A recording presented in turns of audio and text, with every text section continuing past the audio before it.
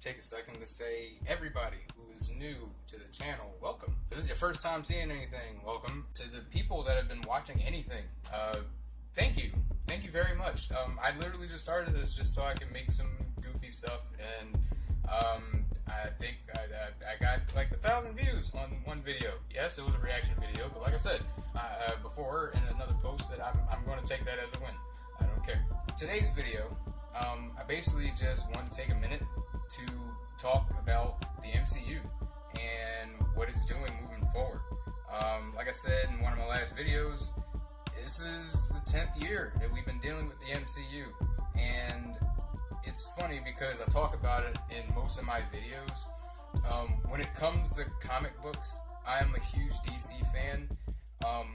When it comes to novelizations, when it comes to graphic novels, when it comes to just a quick story, DC Comics is usually my go-to. But there's something that I think that everybody can see what Kevin Feige and what Disney and what all these different companies, even before Disney bought it, was trying to help to do, and was trying to culminate to try to make this universe. It's astounding. Just from a business aspect, it's a company 10 years has made $15 billion. That's amazing. Yes, with the backing of Disney, yada yada yada, sure, but you're not looking at Marvel movies and seeing Mickey Mouse run around. Like, it's still their product, and it's still something that reminds me of staying up, whether it was, waking up in the morning to go watch a cartoon.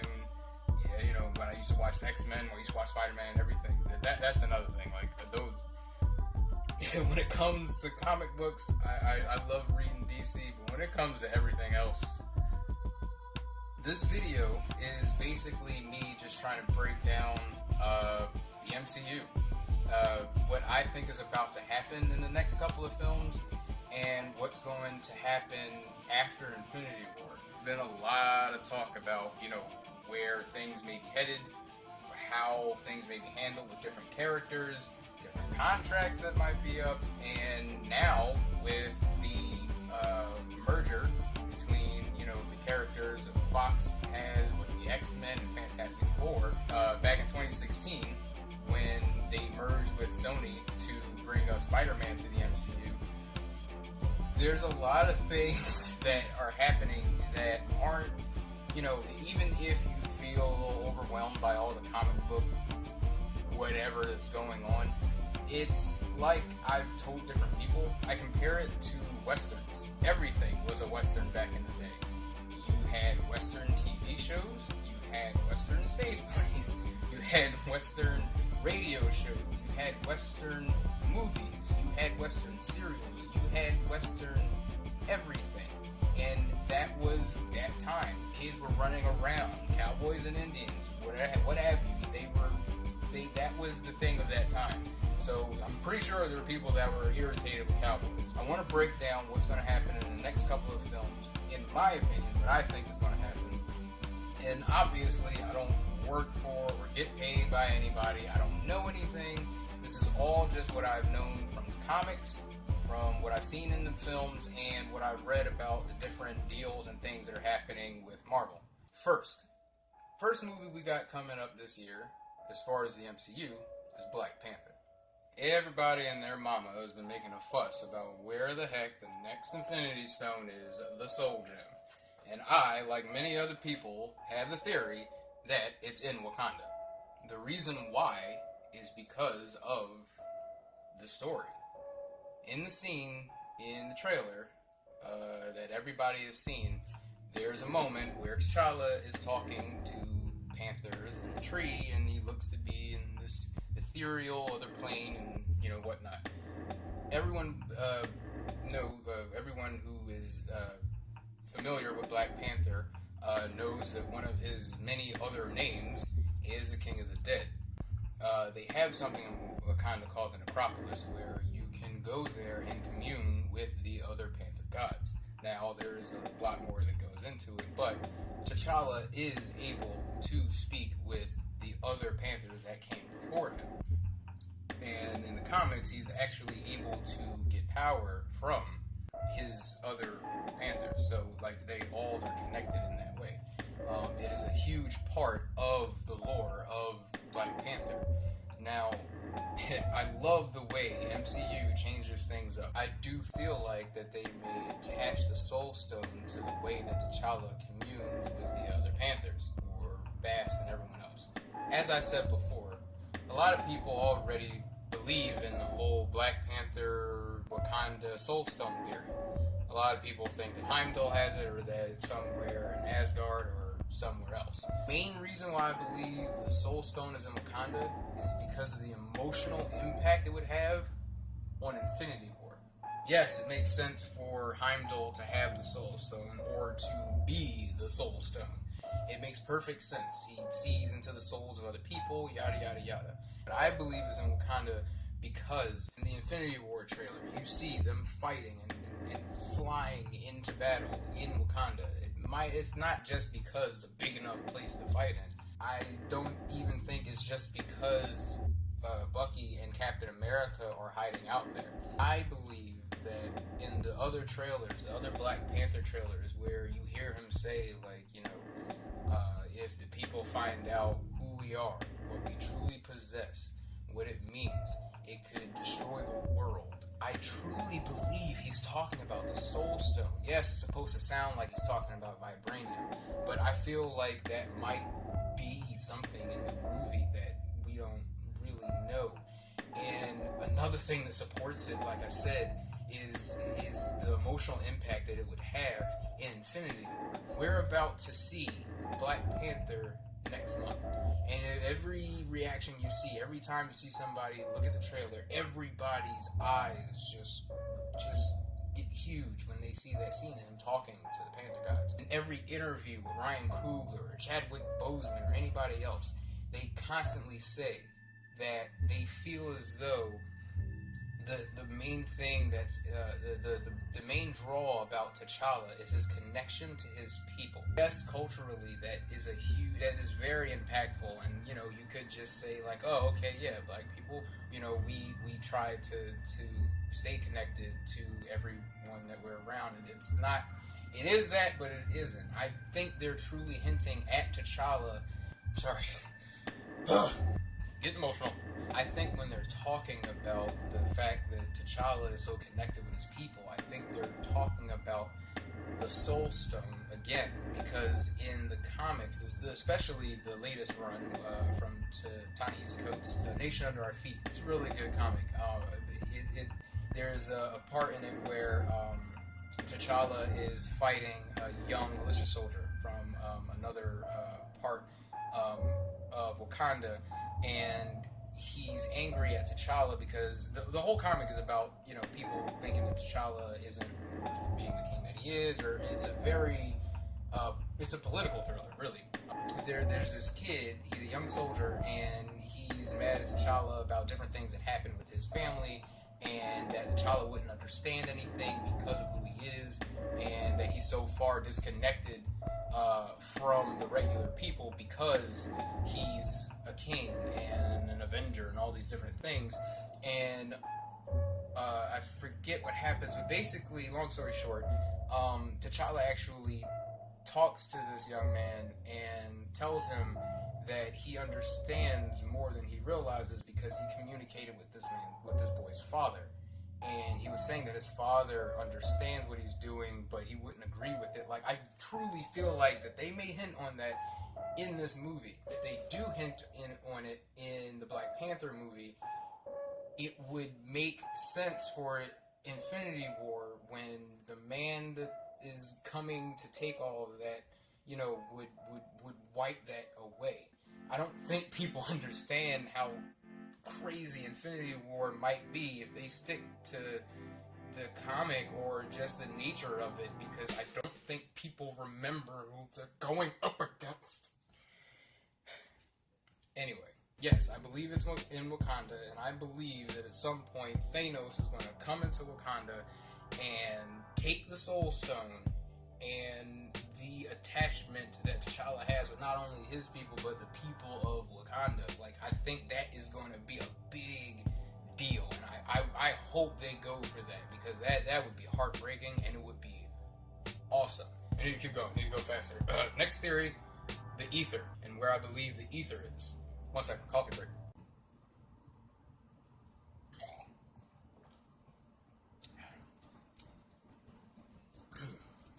Delicious. This one is a little looser as far as the theory of where the ether is, but there are a couple things that support it a little bit, but you know, whatever.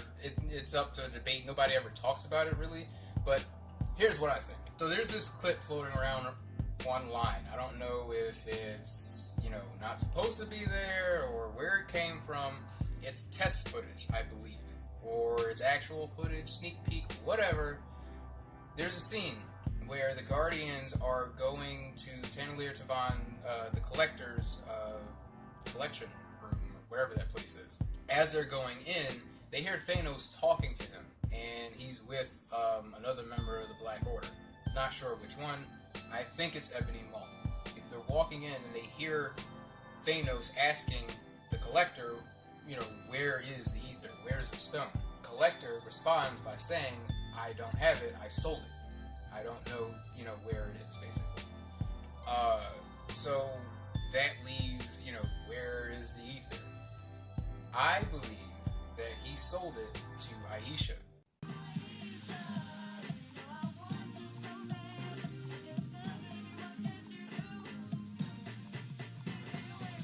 And I believe that Iesha is using it in that incubator you saw at the post-credit scene. If you didn't see it, there she is literally standing in front of a big cocoon, and it's Adam Warlock.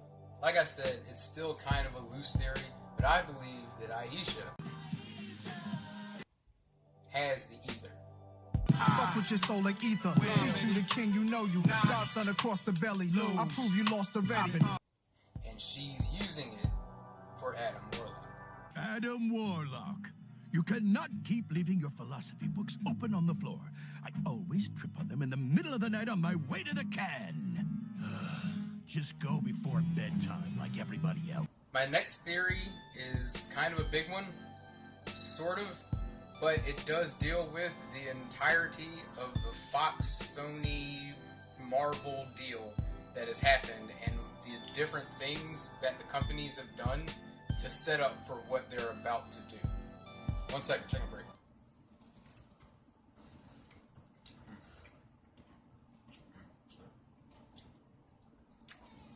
Fuck you and your stereotypes. I like chicken.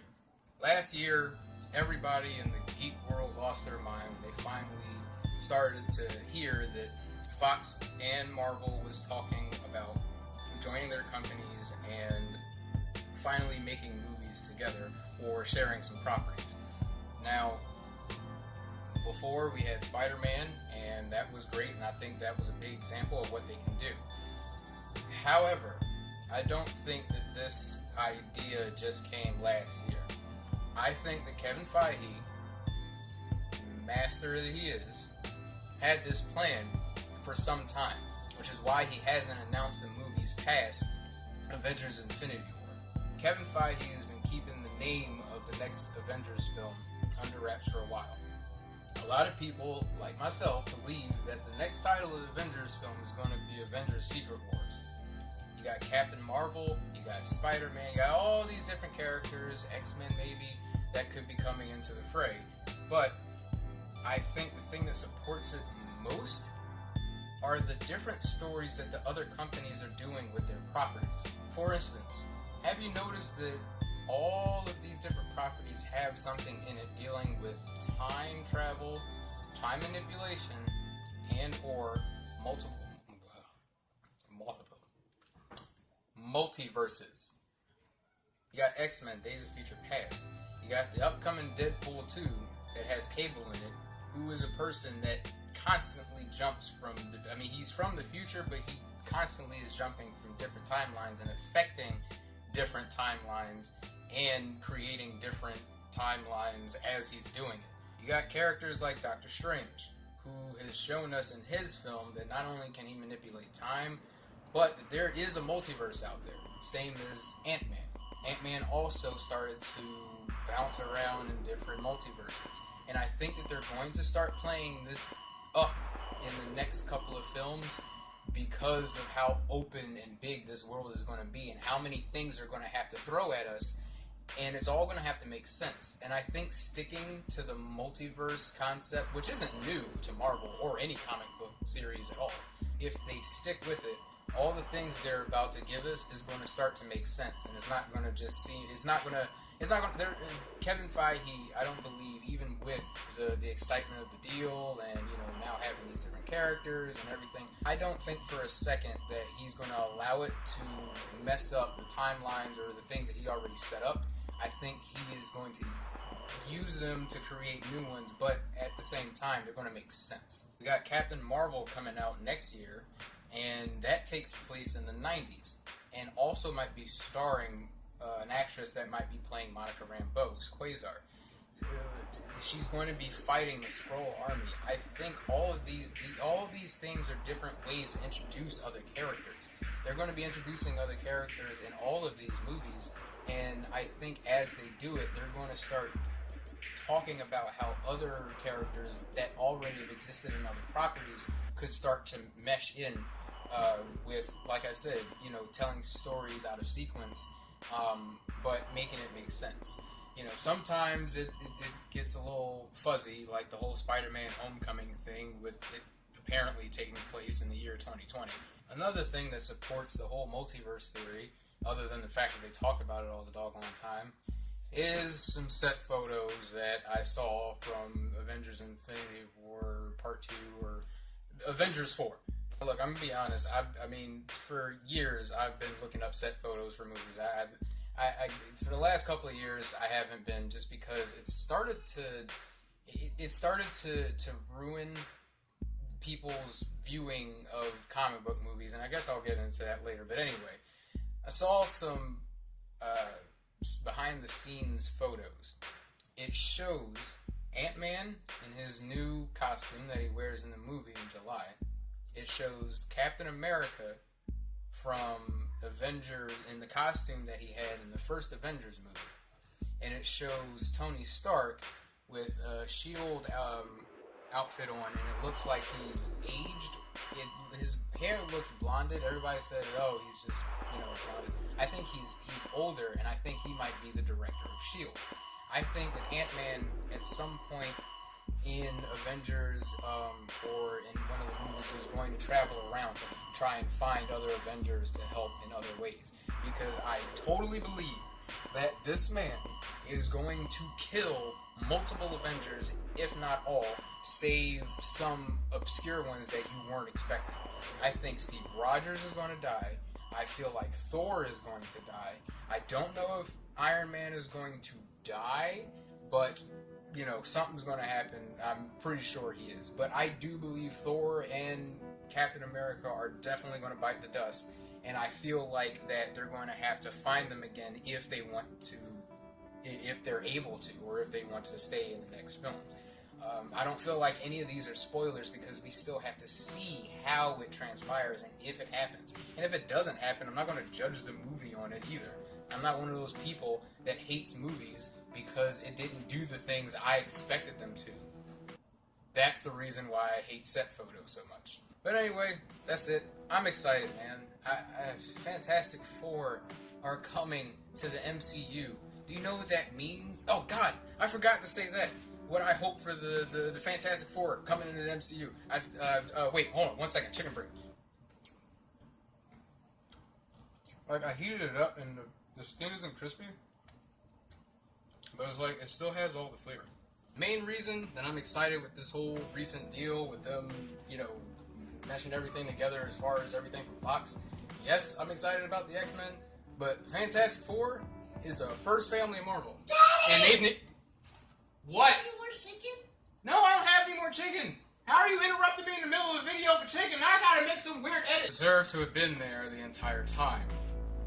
Now, I'm hoping that there is no origin when it comes to the Fantastic Four. I literally want them to use this whole multiverse thing and secret war plot that they can use about them going to a different planet and fighting and all that other stuff. I want to see Reed Richards, Sue Storm, Johnny, and Ben Grimm just step out of a freaking portal and say like, yeah, sorry guys, we've been missing since the 90s, but we are here, we're back to help you with all this other stuff. We've been flying all around and there's some shit going on that y'all don't even know about. Enter Annihilus, enter Galactus, enter anything, but that's what I want from the Fantastic Four. Well guys, thank you for listening to my crazy old man rambling. If you like the video, then like it. If not, then hopefully I can come up with some more content. To the people that have been liking and watching my stuff, thank you, like a lot. This channel is therapeutic, to say the least. And I literally just started this so that I could put all the things that I love and care about in one place. And if other people want to see that, that's awesome. So leave a comment. What do you think of the theories? What do you think is going to happen in the MCU? What do you hope is going to happen in the MCU moving forward? Are you excited about the movies we're getting this year? Peace.